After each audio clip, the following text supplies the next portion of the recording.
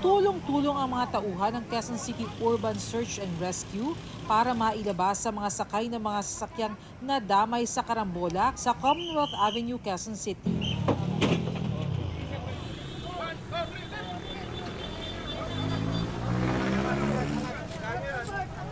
Anim ang dinala sa pagamutan, habang ang iba namang nagtamo ng minor injuries, hindi na nagpadala sa ospital. Ang pampasaherong bus na ito na ayon sa konduktor ay unang nawalan umano ng preno, nabasag ang windshield at nabaklas ang pinto. Base sa investigasyon ng pulisya, nakapagbaba pa raw ng pasahero ang bus bandang Litex area bago magkaaberya. Ang sabi ng driver ko, ipasok ko daw yung mga pasahero ko. Umalis ako dyan sa harap ng bus. Pasok ko lahat ng pasahero ko kasi nawala na ng preno. Ginawa ng driver ko, isinalpok niya na lang dito sa kaliwa.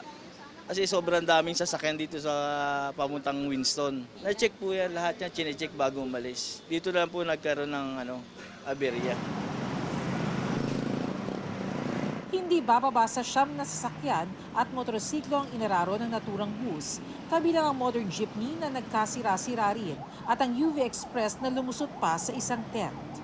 Tumanggi na magbigay ng pahayag ang driver ng bus maliban sa paghingi ng paumanhin sa mga nadamay sa insidente. Hindi ko lang po siya dyan na wala po talaga ng preno. Maaari siyang maharap sa kasong reckless imprudence resulting in damage to property and multiple physical injuries.